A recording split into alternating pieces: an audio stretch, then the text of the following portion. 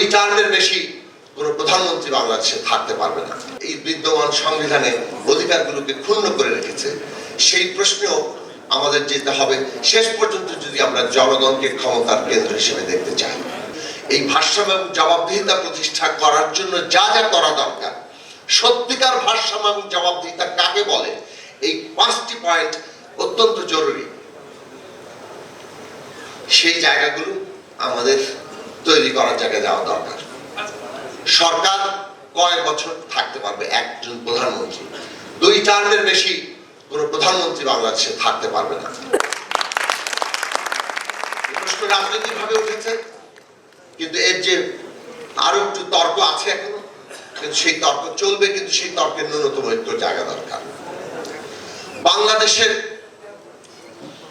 সাংবিধানিক প্রতিষ্ঠানগুলোর নিয়োগ কারা দেবেন? যদি সেটা সরকারের হাতে থাকে তাহলে সেই নিয়োগ অনুগতরাই পাবে।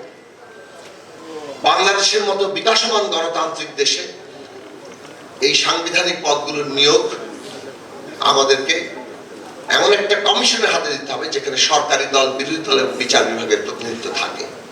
সেটার উপরে নির্ভর করবে বাংলাদেশের সাংবিধানিক প্রতিষ্ঠানগুলো, নির্বাচন কমিশন থেকে শুরু করে দুর্নীতি দমন কমিশন, অ্যাটর্নি জেনারেলের পদ, এই ধরনের গুরুত্বপূর্ণ অডিটর জেনারেলের পদ, এই ধরনের প্রতিষ্ঠানগুলো কিভাবে চলবে।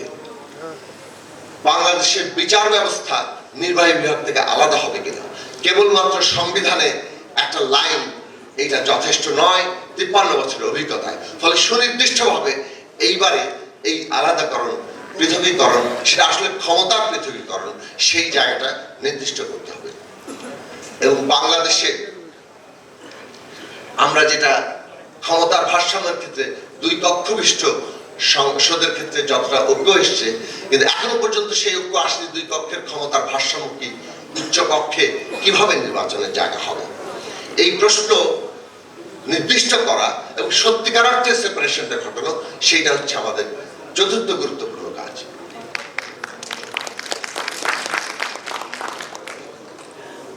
এবং সার্বিকভাবে বাংলাদেশের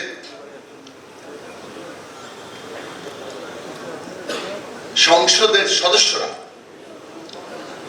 তারা জনগণের প্রতিনিধি হিসাবে সংসদে তাদের ক্ষমতা প্রয়োগ করবেন, নাকি দলের সদস্য হিসেবে দলীয় প্রধানের অনুগত থাকবেন?